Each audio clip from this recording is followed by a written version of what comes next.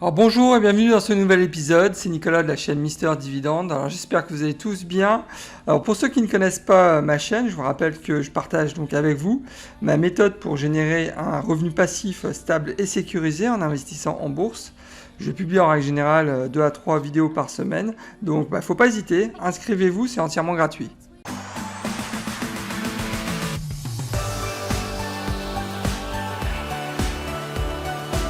Aujourd'hui, je vous propose de passer en revue Medical Properties Trust, donc à savoir que c'est un REIT, ils acquièrent et aménagent en fait des établissements de soins de santé pour les louer ensuite à des sociétés exploitantes du secteur de la santé. Donc leur cœur de métier, c'est les hôpitaux, donc en gros ils achètent et aménagent donc des hôpitaux pour ensuite les louer. Donc c'est considéré comme un marché niche, et donc cette information elle est vraiment clé dans mon analyse, et ça m'a vraiment permis de mieux comprendre donc déjà le business et surtout tout le potentiel que ce business pouvait avoir à l'avenir. Donc vraiment information très importante. Donc ensuite, en termes de capacité, donc ils ont 44 000 livres et ils possèdent déjà 425 établissements, donc c'est déjà une belle boutique. En termes de spécificité, donc comme ce sont des baux donc à destination des hôpitaux, donc c'est des baux long terme, donc entre 20 et 25 ans. Donc et un point qui est très important aussi, tout ce qui est maintenance, réparation et taxes sont à la charge des loueurs dans 95% des baux. Donc c'est aussi une information qu'il faut retenir. En termes donc de stratégie de diversification, donc ils ont une stratégie de diversification à l'international, toujours dans les hôpitaux, mais à l'international. Et finalement, ils font que 59% de leur chiffre d'affaires est réalisé aux États-Unis. Vous voyez sur ce graphe, ils font déjà quand même 22% de leur chiffre d'affaires aussi donc en UK, donc en Angleterre, et 6% en Allemagne et en Suisse. Donc, à savoir, j'ai noté qu'ils avaient deux concurrents. Donc, le premier, c'est Healthcare Reality Trust, donc symbole HR, et le second, donc, c'est Universal Health Reality Income, donc symbole UHT. Alors, vous avez été nombreux à me demander une analyse sur cette société. Je pense en particulier à X3L0-1. Donc, j'espère que je n'ai pas encore fait d'erreur. Donc, à Rémi et aussi à Michael. Donc merci à vous, ça m'a permis vraiment de me pencher sur le business des hôpitaux donc, aux États-Unis, mais pas que, parce que bon, c'est quand même une société qui est à l'international. Donc j'ai beaucoup appris, donc merci à vous, et surtout si vous avez aussi si vous souhaitez que je passe en revue une société, vous me laissez simplement un message, un commentaire, et puis je vous répondrai assez rapidement comme d'habitude. En fin de vidéo, je vous proposerai de faire un point donc, sur mes positions donc, de mon portefeuille sur le secteur des REIT. Actuellement, il faut savoir que je ne suis pas actionnaire de Medical Properties Trust, mais bon, je vous dirai en fin de vidéo ce que je vais faire. Son symbole, donc, c'est MPW, donc c'est un REIT dans l'industrie de la santé. Donc, à savoir que le rendement sur dividende est actuellement de 5,36%. Je considère que le dividende est actuellement sécurisé. Donc, son payout est de 87%. Et le cours du titre est actuellement autour de 20-21 $. Et on est sur une capitalisation boursière de 12,4 milliards de dollars. Si on fait une rapide analyse du titre, on constate que le rendement actuel est inférieur de 12% par rapport à sa moyenne sur 5 ans. Je vous rappelle que le rendement actuel est à 5,36, son rendement sur 5 ans est à 6,06%. Son PER est aussi supérieur par rapport à sa moyenne sur 5 ans. Donc je vous rappelle que son PER est à 15,2, sa moyenne sur 5 ans est à 13,6. Donc je vais dire, ce n'est pas forcément des points qui sont positifs, mais voilà, on y vient. Donc par contre, le point qui est intéressant, il est là. C'est-à-dire que si on le compare, donc le PER de MPW qui est à 15,2 par rapport au PER du secteur, aux États-Unis qui est à 20,9, il y a quand même un écart qui est important. Et quand vous analysez, alors à première vue comme ça, vous allez me dire, ah oui, mais bon, là, il n'y a pas de point d'entrée intéressant, c'est trop cher, machin. Oui, mais en fait, quand vous analysez cette société, vous constatez que c'est une société en fait qui est en pleine croissance, qui achète des établissements de soins pour les rénover, pour les louer de manière vraiment très soutenue. Donc en 2020, ils ont fait l'acquisition de 6 ou 7 établissements comme ça de soins de grande importance, donc, et à l'international. Donc on voit que là, il y a une croissance qui est vraiment importante. Et moi, je considère qu'actuellement, si on compare en fait l'existant avec l'historique, on se trompe. On se trompe, c'est des boîtes, c'est comme la tech, hein, c'est des boîtes qui, quand elles ont une croissance vraiment importante, il faut se méfier toujours des comparaisons avec les historiques. Donc c'est la raison pour laquelle je préfère moi comparer avec donc, le PER du secteur aux États-Unis, puisqu'ils sont quand même représentés à presque 60%. Et je pense sincèrement que cette société est actuellement même sous-évaluée. Donc c'est bon, je me trompe peut-être, hein, mais c'est ce que je crois. Donc c'est la raison pour laquelle, malgré donc ces deux indicateurs donc qui nous montrent que elle est surévaluée par rapport à son historique, moi je considère que c'est une société qui a encore un potentiel vraiment très important, qui est sous-évaluée par le marché. Donc c'est la raison pour laquelle, pour moi, il y a un point d'entrée qui est intéressant donc à la date du jour. Sur ma chaîne Mister Dividende, je vous montre comment j'ai réussi à gagner 300 $ par mois de revenus passifs grâce à mon portefeuille d'actions à dividendes croissants. Alors n'attendez pas, abonnez-vous, c'est entièrement gratuit et bien évidemment si le contenu de la vidéo vous plaît, vous pouvez aussi liker la vidéo. Alors si on jette un coup d'œil sur l'historique du cours donc, et qu'on le compare bien évidemment avec le S&P 500, on constate que sur la dernière année, donc, Medical Properties Trust donc, a pris que 8%, le S&P 500 a pris 36%. Sur 10 ans, donc, c'est le même constat, donc le MPW a pris 81%, donc on est dans la moyenne. En règle générale, les rates sur 10 ans, ils prennent entre 70 et 100%, et le S&P 500 a pris 236%. Vous avez compris que investir dans cette société, vous n'allez pas investir pour de la croissance du titre. C'est clair, vous investissez dans cette société, c'est pour le rendement sur dividende. Donc c'est aussi un point qu'il faut avoir en tête. Donc voilà, à noter aussi qu'il jusqu'à présent, il n'y a jamais eu de split. Et bon, c'est pas avec un titre à 20 $ qu'on aura un split, hein, ça c'est clair. Alors au niveau du dividende, donc à savoir que ça fait 11 ans qu'il verse un dividende sans aucune interruption. Ça fait 8 ans qui verse un dividende croissant. Donc à savoir que c'est pendant la crise financière 2007-2009 qu'il y a eu une réduction du dividende. Donc c'est quand même un point de vigilance, hein, donc c'est très moyen. En règle générale, je me focalise uniquement sur des sociétés qui, même pendant les crises, arrivent au moins à maintenir leur dividende et non pas à le réduire. Donc voilà, c'est vrai que par contre pendant le Covid, ils ont réussi quand même à maintenir et même à augmenter leur dividende. Donc ça c'est par contre c'est un point qui est positif. À savoir que sur les 10 dernières années, donc ils ont augmenté leur dividende de 3% par an, donc c'est une croissance assez faible, donc tout juste au-dessus de l'inflation. Et sur les 5 dernières années, donc l'augmentation du dividende a été de 4% par an. Donc à savoir que au niveau du coupon, c'est un coupon trimestriel en mois 1, donc janvier, avril, juillet et octobre. Donc le coupon annuel est à 1,12 $. Donc il faudra attendre très certainement début septembre pour connaître la prochaine date de distribution du dividende qui sera de toute façon prévue au mois d'octobre. Mais d'une manière générale, je vais dire que je suis positif dans l'avenir, même si ça m'embête de voir cette baisse en fait du dividende pendant la crise de 2007-2009.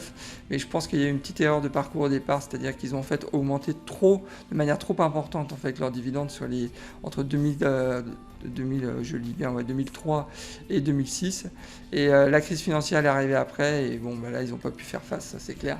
Donc et on le voit, hein, maintenant ils ont mis presque 10 ans en fait à revenir presque à leur niveau du dividende de 2006. Donc non, là je pense que l'augmentation de dividende au départ a été beaucoup trop importante, hein, donc ils l'ont payé cash, hein, ça c'est clair. Alors au niveau des indicateurs financiers, donc on a un payout actuellement à 87%, donc il prévoit même une diminution du payout à 82%, donc c'est plutôt positif. Le bénéfice par action donc ne cesse de monter depuis 2011, donc très positif. On est sur une société en pleine croissance, donc le chiffre d'affaires depuis 10 ans ne cesse aussi de monter, donc très bien. Là où il faut faire attention, il y a un point de vigilance sur la dette. Donc, mais on est sur une société, donc, comme je disais, en pleine croissance, hein, en plus avec de la croissance non pas organique, mais croissance externe. Donc forcément, donc, ils font appel à des prêts bancaires, à des emprunts pour financer leurs opérations d'acquisition. Donc c'est la raison pour laquelle actuellement ils ont une dette qui est assez conséquente. Mais en lisant donc les rapports annuels, on peut constater quand même qu'un de leurs objectifs, c'est vraiment de diminuer en fait la dette dans les années à venir. Donc sachant que les estimations, et j'espère qu'ils vont arriver, seraient donc de baisser la dette comme de manière significative dès 2021. On va voir s'ils y arrivent. C'est vrai que 2019 et 2020 a été vraiment une année pour eux très soutenue en termes d'acquisition, on va le voir un peu plus tard. Donc bon, je suis pas étonné par ce graphe. Donc c'est normal d'avoir de la dette quand on est en pleine croissance, en croissance externe. Donc il ne faut pas trop s'affoler. Après, il faut qu'elle soit maîtrisée. Donc après, c'est aussi à eux de régler ce problème. Mais ça reste quand même un point de vigilance. Alors si demain j'investissais donc 1000 $ donc dans cette société, je sais que la première année, cet investissement de 1000 $ va générer donc 52 $ de revenus passifs.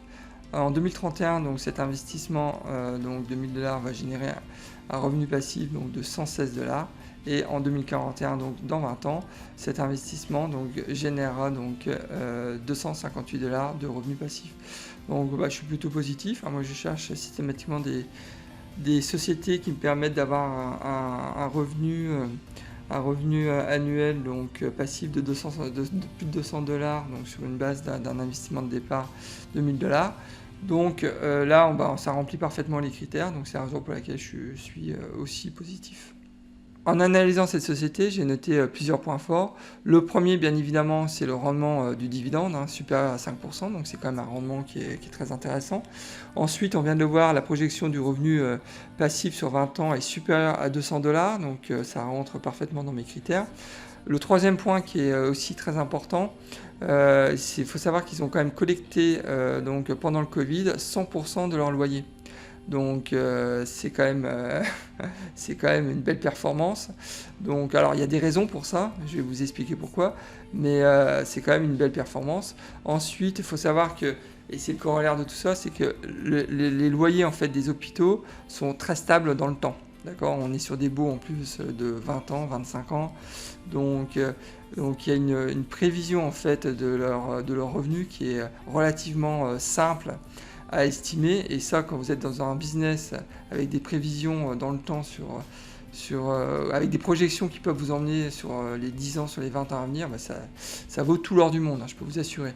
Et donc c'est un point qui est très très positif, d'accord. C'est ce que je vous disais en début d'analyse, c'est retenez bien qu'ils sont exclusifs, donc ils gèrent uniquement des baux à destination des hôpitaux. Donc qui dit des baux pour des hôpitaux, donc assure de la stabilité, donc assure aussi une collecte des loyers à hauteur de 100%, d'accord. Donc c'est vraiment des points qui sont fondamentaux à mon sens. Donc ensuite, il faut savoir qu'aux États-Unis, mais pas que, on constate quand même que la demande donc, est de plus en plus forte donc, auprès des hôpitaux. Donc à savoir aux États-Unis, donc les dépenses de Medicare dans les hôpitaux ont baissé qu'une seule fois en 35 ans. Sinon, ça augmente tous les ans. Donc imaginez là le potentiel.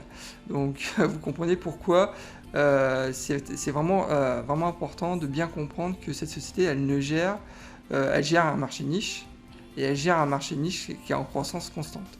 Donc ensuite, un point qui est aussi important, c'est qu'ils ont une exposition qui est à l'international qui est vraiment très intéressante. C'est rare de voir un rate avec quand même 40% de leur business qui est à l'international. Donc, et ça, j'aime particulièrement. Enfin, donc, j'en parlais un peu plus tôt, donc ils ont une stratégie de croissance externe qui est vraiment très importante. Ils ont en 2020 fait plusieurs opérations, donc ils en ont fait 1, 2, 3, 4, 5, 6, 7. Ils ont fait 7 opérations en 2020. Donc ça a été des opérations pas uniquement aux États-Unis, mais aussi en Suisse. J'en ai noté aussi en Angleterre.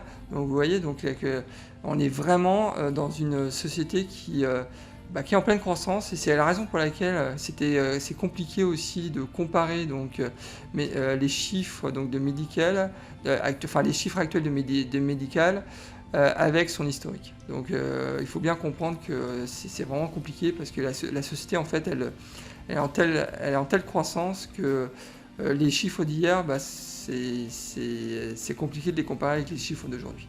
Alors bien évidemment, si vous avez un commentaire sur cette analyse, qu'il soit positif ou négatif, hein, mais qu'il soit constructif, c'est le principal. Donc n'hésitez pas, vous me laissez un commentaire et puis je serai ravi de pouvoir échanger avec vous. Ah, j'ai noté 3 points de vigilance. Le premier, bien évidemment, c'est le niveau d'endettement qui est relativement élevé.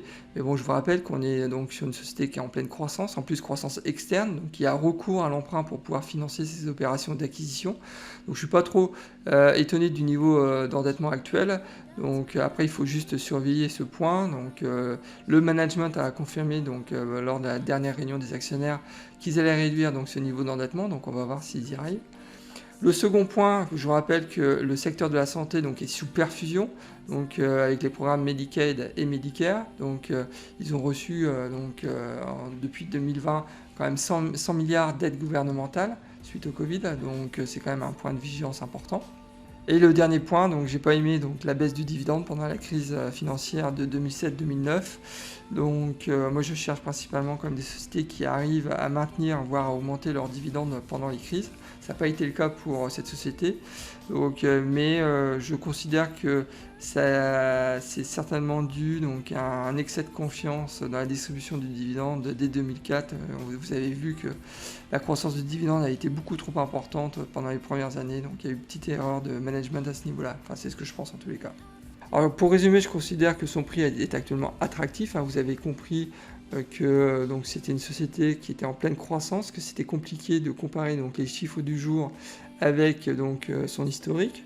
Donc voilà. Ensuite, bien évidemment, on n'investit pas dans un rate pour un potentiel de croissance du titre. Hein. Donc au mieux, donc, je pense que ce rate fera 80 ou 100% sur 10 ans, mais il fera jamais donc, 200 ou 300%, ça c'est clair. Donc on investit donc, dans ce type de société pour son rendement en priorité bien évidemment. Ensuite le rendement du dividende, je suis très positif. Donc on est sur un dividende qui est au-delà de 3%, donc je le mets vert systématiquement. Et la projection du revenu passif, donc c'est au-delà de 200$, donc bien évidemment là je mets aussi vert. Alors, comme convenu, je partage avec vous mes positions que j'ai sur le secteur des REIT, mais avant de parler de ça, donc je reviens 2 minutes sur Medical Properties Trust que je vais intégrer dans ma watchlist dès maintenant pour prévoir un achat donc sur le début du 4e trimestre. Je ne pourrais pas avant, j'ai pas assez de cash. Actuellement, je suis assez limité à ce niveau-là. Donc, j'ai en parallèle de ça, en plus, j'ai un programme d'investissement sur REIT Income, donc je ne peux pas tout faire. Donc, il y a un arbitrage à faire. Et c'est clair que je vais investir donc, dans Medical Properties Trust. De toute façon, je vous tiendrai au courant quand je le ferai. Ça va me permettre de me diversifier dans les rates. C'est aussi important aussi de ne pas toujours miser sur le même type de rate. Donc voilà, c'est un point aussi qu'il ne faut pas négliger. Donc, alors concernant mon portefeuille des rates, donc j'ai 5 positions, vous les connaissez déjà, donc il y a un RN9. Hein. Donc j'ai une valeur marché actuellement de 13 242$, pour une rentabilité actuellement avec les dividendes intégrés donc de 27,58%. Sans les dividendes intégrés, j'aurai une rentabilité donc de 24,07%. À savoir que jusqu'à présent, j'ai reçu donc 375$ donc de dividendes, donc de revenus passifs. Donc voilà ce que je pouvais dire sur mon portefeuille. Alors on arrive déjà à la fin de cette vidéo, alors j'espère que vous a plu, donc si c'est le cas, likez ma vidéo, c'est vraiment très important pour soutenir la chaîne. Donc et si vous n'êtes pas encore inscrit donc, à ma chaîne, je vous invite à vous inscrire à ma chaîne, donc c'est entièrement gratuit, il faut en profiter, donc voilà. Écoutez, je vous souhaite plein de bonnes choses et je vous dis à la prochaine vidéo et surtout bon trade, au revoir.